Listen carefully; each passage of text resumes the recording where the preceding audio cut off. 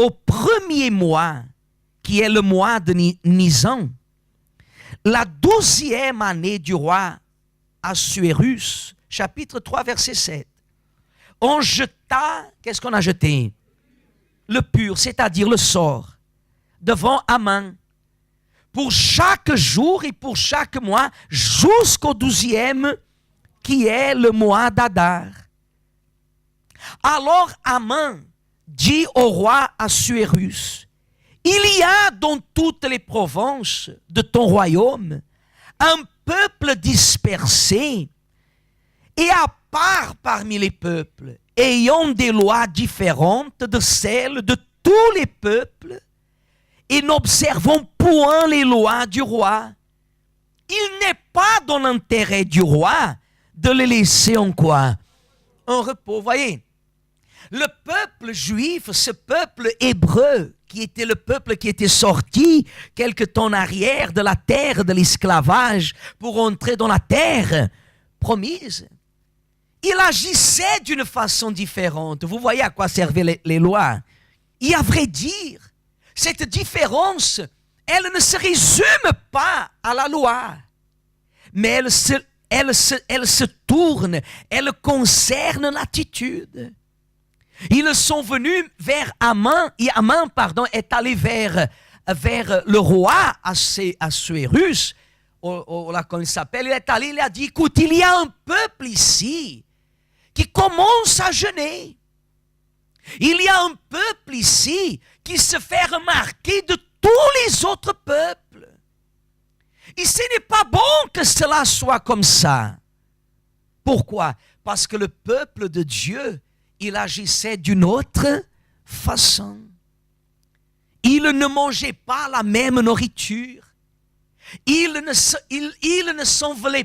s'enveloppait pas avec les mêmes fêtes. Il ne s'enveloppait pas avec les mêmes traditions. Et à partir du moment que vous laissez d'obéir au système de ce monde, à la volonté de ce monde, vous commencez à être mal vu. Par exemple, à l'école, la jeune fille qui tient à obéir à Dieu, et qu'elle n'est pas fanatique, mais elle sait rester à sa place, elle ne s'enveloppe pas avec d'autres jeunes filles qui courent derrière les garçons, qui se laissent faire. Et tant de choses que nous savons. Mais elle garde une posture, cette jeune fille, est-ce qu'elle est bien vue? Non.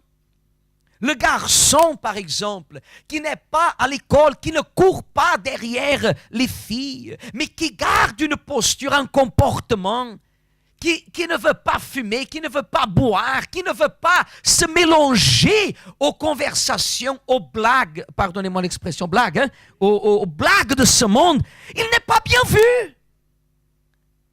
Si je bois, si je fume, si je vole, si je tape, si je fais ceci, si je fais cela, dans le monde dans lequel nous vivons, les autres vont bien nous voir. Ah, comment ça a été ta fin d'année, la fête, ton réveillon? Et une dit, ah, moi je suis allé à Champs-Élysées. Ah, il y avait tant de champagne. Ah, moi je suis allé à tel endroit. Ah, on a mangé ceci, cela. Et toi? Moi j'étais à l'église. Pardon? Tu étais où? À l'église. C'est vrai ou c'est pas vrai? Il y a quelques-uns qui ont honte de dire, non, moi je suis allé nulle part, mensonge. Elle a été à l'église, mais elle sait que elle dit qu'elle a été à l'église, elle sera victime de quoi?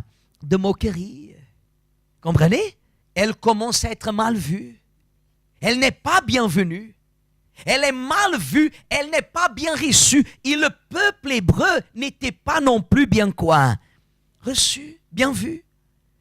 Alors la Bible dit qu'à ce moment-là, Haman, cet homme qui était possédé, on va parler de lui toute la semaine. Cet homme, il a montré au roi qu'il fallait exterminer tous les Juifs, dit la Bible. Regardez, verset 13. Dit comme ça, ils envoyaient même des lettres. Verset 13 maintenant. Les lettres furent envoyées par les courriers dans toutes les provinces de qui?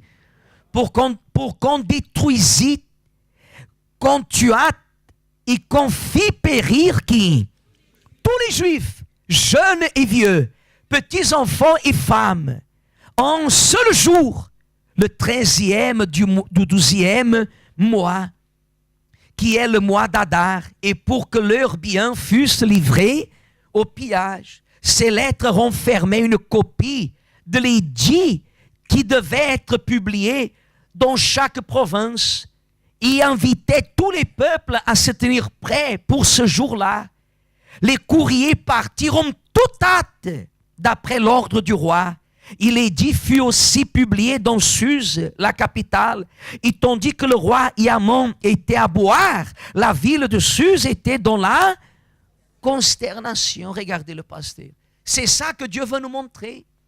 C'est que là où vous allez, ce n'est pas une question d'être blanc ou noir. Ce n'est pas une question d'avoir des papiers ou pas.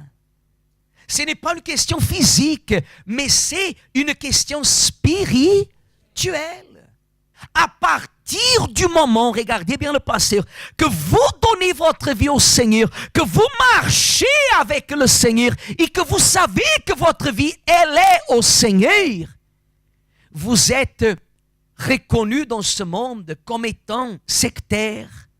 Le monde, la Dieu, n'a pas l'intérêt que vous et moi, nous agissions d'une autre façon. Le monde ne veut pas que vous qui êtes ici ce matin, que vous prospériez. Les personnes ne veulent pas que vous réussissiez. Le diable veut que vous soyez guidés, ou soit par un esprit religieux qui anéantit la foi, ou par un esprit qui accepte ce que la société impose. Mais quand on décide de changer, nous payons le quoi? Le prix. On a décrété partout qu'il serait tué. Hommes, vieux, enfants, femmes, bébés, tout le monde devrait être tué dans un seul jour. Et à ce moment-là, la Bible dit qu'il y avait Esther, qui était elle-même d'origine juive, et qui était dans le palais du roi, qui était devenue reine.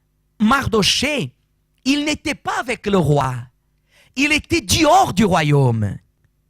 Et il savait qu'il ne dépendait pas du roi pour être épargné, mais qu'il dépendait de qui? De Dieu. Lorsque la personne, elle sait que sa vie appartient à qui? À Dieu, elle ne dépend pas ni des uns, ni des autres.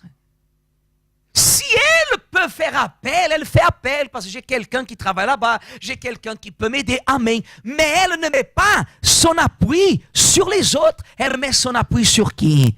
Sur Dieu. Comme Mardochée l'a dit, il a dit, écoute, ne pense pas parce que tu es dans le palais du roi que tu seras épargné, parce qu'on va découvrir tes origines. Ce n'est pas par hasard que tu as été fait règne, que tu es dans le royaume. Mais sache que si tu te tais, si tu ne fais pas ce qu'il faut faire, nous allons quand même avoir le secours. La personne qui a sa vie entre les mains de qui? Elle ne craint rien parce qu'elle sait que Dieu est toujours là.